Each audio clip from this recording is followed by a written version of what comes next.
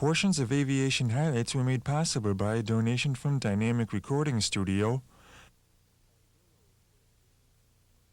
and by Rillo Associates, a full-service advertising and public relations agency, and also by Denair Incorporated.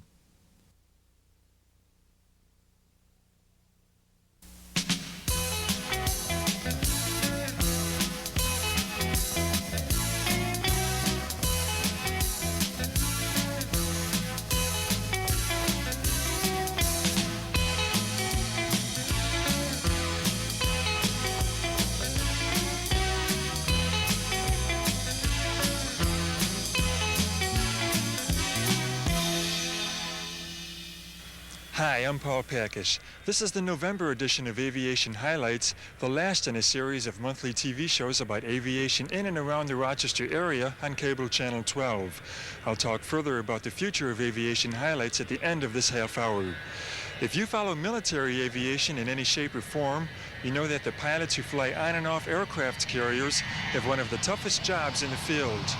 Landing on an aircraft carrier has been compared to landing on what looks like a postage stamp from the air. Here's some U.S. Navy footage of aircraft carrier activity.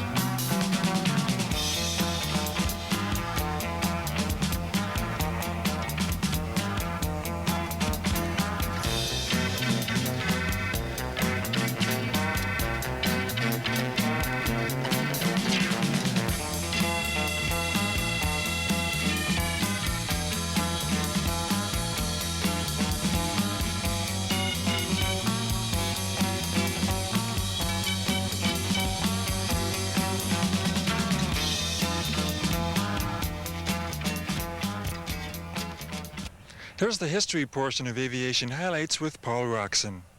1936, I had just gotten my private license, and I felt I was pretty important.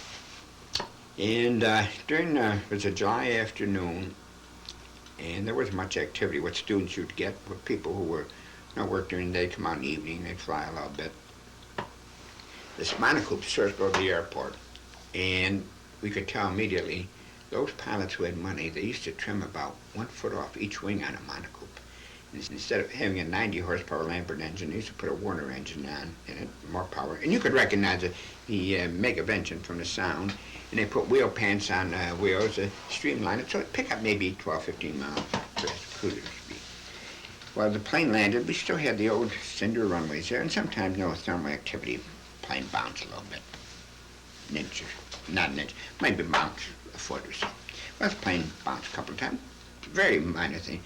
Me, the wise guy, I nudged, I think it was Elmer Page was sitting next to me. I said, when that pilot comes over, I said, send him over and I'll give him some instruction how to land an airplane. So I was sat there.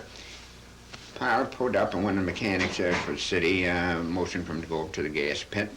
Fellow guy Stratton, he walked around the plane, admired the plane, we all sat there. Then he looked into the cockpit, and I remember his jaw dropped about a foot. Do you know who was sitting in that airplane? And I said to Skinny Page, send the pilot over and land. I'll give him some instruction how to land an airplane. Lindbergh. And his wife, Ann. They got out. Of course, we all rushed over, and there were only 10 of us. He said, I have 2 requests. He said, number 1, I'd appreciate it if you would not notify the newspapers. Number 2, please do not take any pictures. Now, this was shortly after their first son had been kidnapped and murdered and so forth ever since. So we honored his request, and he said, we'll be glad to answer any questions that you may have. So I spoke to him, Dick Richards, actually met Lindbergh. Of course, that had to be the highlight, in the 30s, having met Lindbergh. Many people have an image of general aviation as just a bunch of rich playboys out for a joyride in little airplanes, getting in the way of the big jets who have every right to be there. The Aircraft Owners and Pilots Association has put together a slideshow that demonstrates just how important general aviation is to our nation's well-being. Here's that slideshow.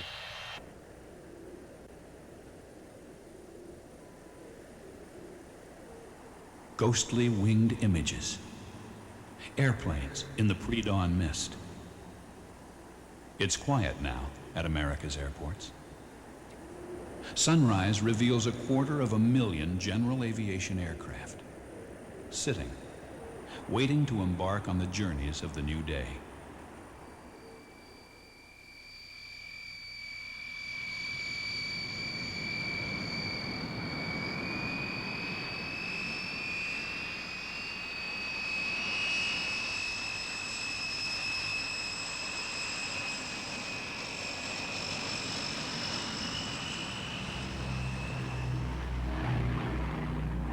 Today, tomorrow, and every day this year, aircraft belonging to the general aviation family will take off and carry more Americans than United, Eastern, Delta, American, and Trans World Airlines combined.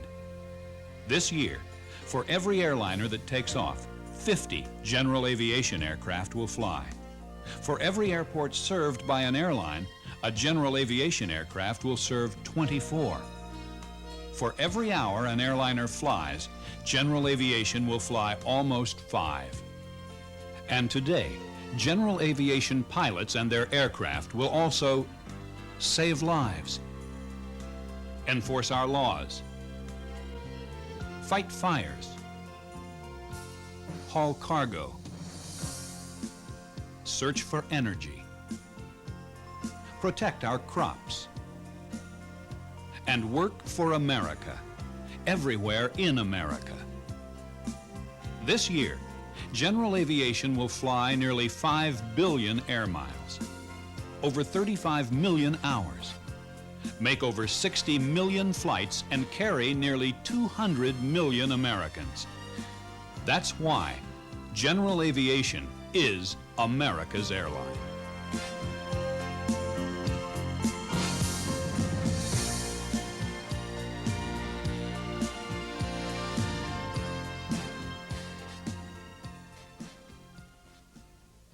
Time. That precious and irreplaceable commodity is so elusive in the hectic pace of modern life. General aviation saves time. General aviation makes travel easier and more productive. Only general aviation can provide an alternative to the hassles of crowded airports and the limited destinations of scheduled air carriers. General aviation's flexibility and utility provides literally unlimited travel opportunities, not just for the select few, but for everyone. General aviation is especially convenient since the competition between air carriers has created squadrons of airliners bypassing most of America and flying on to the bigger cities and the busier airports at the busiest times. And even though deregulation has led to a record-breaking number of air carrier flights, more than half of them serve just 25 cities. An explosion in the number of passengers traveling between our cities is straining the nation's metropolitan airports to their physical limits. Traffic jams on the taxiways, as well as the parking lots and terminals, have made the flight our new national pastime. And new airline routes serve fewer communities less often. There are nearly 20,000 incorporated communities in this nation and approximately 16,000 airports. But the air carriers fly to only about 500 of America's airports on a regular basis. If it were not for general aviation, air transportation would not be available to the entire population, and America's smaller communities would be isolated from air commerce benefits. For millions of Americans whose long drive to the nearest metropolitan airport will be much longer than their flight, general aviation either takes the place of an air carrier by flying directly to the destination, or provides the transportation link to the long-distance routes of the airlines. General aviation's 225,000 aircraft connect all of the population with the air carrier's 4,500 airliners, providing America's air transport network.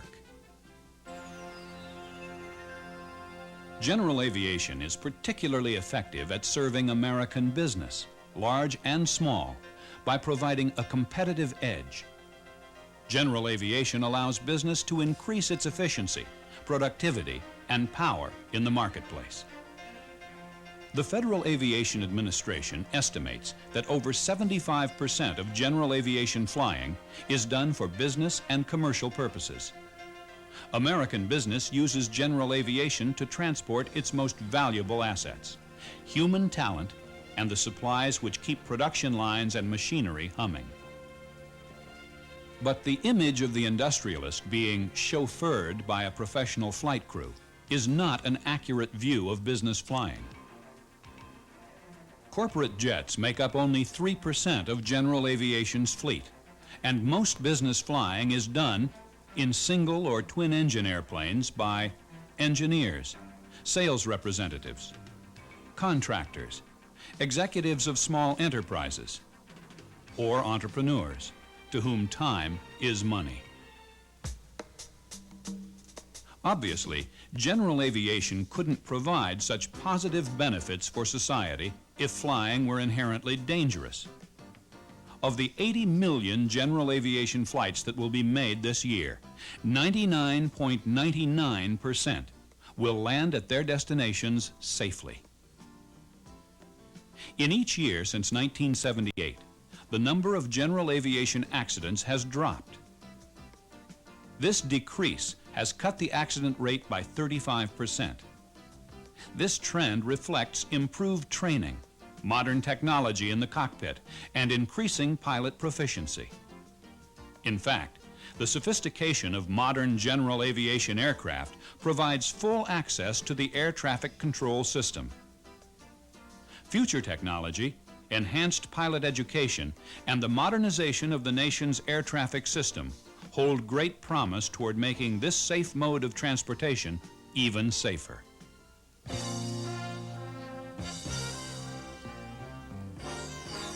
General aviation isn't limited to providing personal and business transportation. Perhaps its most dramatic role is that of saving lives.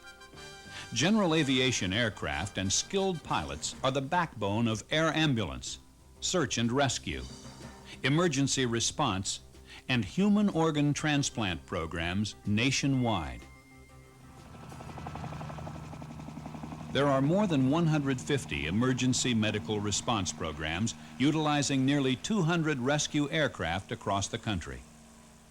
Since 1972, airborne rescue units have transported over 300,000 seriously ill or critically injured persons to hospitals and shock trauma facilities.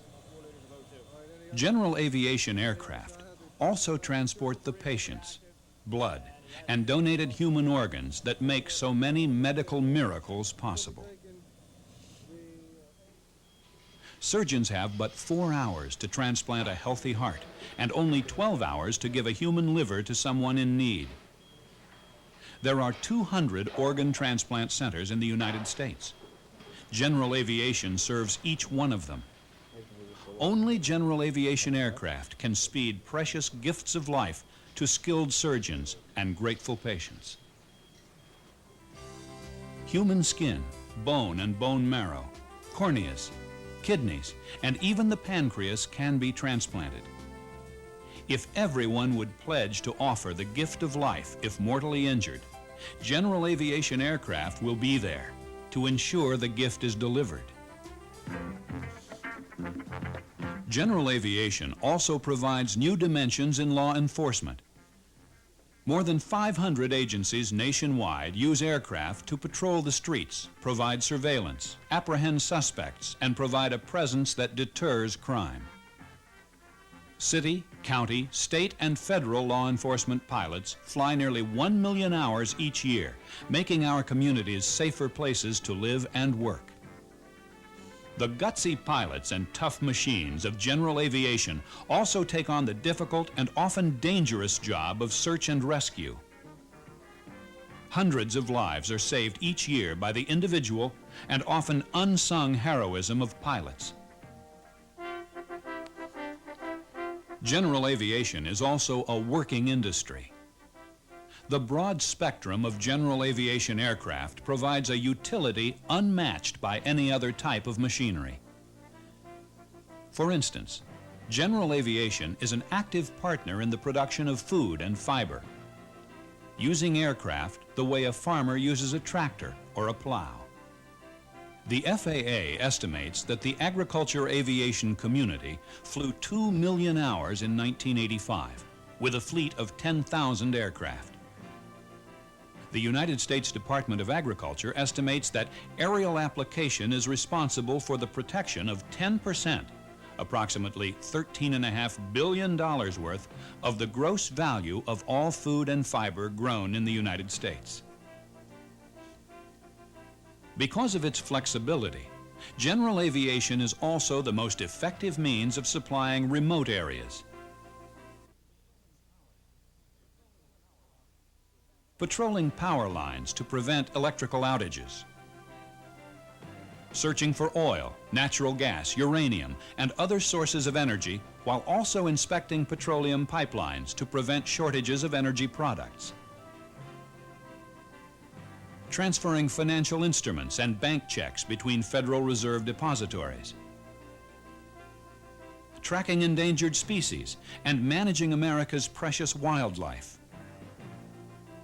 reporting the daily news and traffic conditions, fighting forest fires and reforesting burned or clear-cut areas, and even advertising. General aviation is also a source of jobs. While the industry is composed mostly of small, independent businesses, the sum of these businesses adds up to nearly 200,000 men and women working to provide the services and benefits of general aviation. not to mention the airframes, engines, and avionics needed to keep the fleet flying. Since the end of World War II, over 375,000 general aviation aircraft have rolled off the general aviation assembly line. 55,000 of those aircraft, worth over $6 billion, have been exported around the world. The incredible utility of general aviation is made possible by the nation's 16,000 airports, heliports, and seaplane bases. The airport is an economic gateway for every community which demonstrates the foresight to develop and maintain a modern facility. There is simply no question that the presence of an accessible airfield is essential to regional economic stability and growth. But general aviation is more than money and machines. It's people. People helping and serving others. People who get a special thrill from flying. General aviation is also people who love airplanes, who understand and have experienced the magic of flight. If you've been sorely tempted to take up the sport, let us tempt you some more. Come on up and take a look around. The view is hard to beat. Flying is within your grasp. Earning your license is a wonderful exploration of science and a challenging exercise in self-discipline and self-reliance. Men and women who have earned their wings belong to the Aircraft Owners and Pilots Association, known as AOPA. They enjoy exceptional aviation publications and handbooks. They are also represented in the halls of Congress, within the regulatory agencies that oversee the many aspects of general aviation, and in their own state legislatures. The AOPA Air Safety Foundation is devoted to improving individual airmanship and offers training programs and refresher courses attended by thousands of pilots each year. General aviation has a proud heritage and history. AOPA exists so that general aviation will also have a future in which general aviation can continue to serve as a vital sector of America's economy, to be America's airline. As I said at the beginning of this program, this concludes our monthly series of aviation highlights on Cable Channel 12. I've been producing this program since the beginning of the year, and those of you that followed it know we've covered many areas of aviation in Rochester. Aviation Highlights is not finished, however. I do this program in my spare time, and I'll be taking a break for a few months. After that, you can watch for some hour-long specials from time to time, and some other ideas are in the works. Just watch for announcements in the newsletter of the Rochester Pilots Association. So for now, thanks for being with me. I'm Paul Pakusch, and this is Aviation Highlights. Portions of Aviation Highlights were made possible by a donation from Dynamic Recording Studio and by Rillo Associates, a full-service advertising and public relations agency, and also by Danair Incorporated,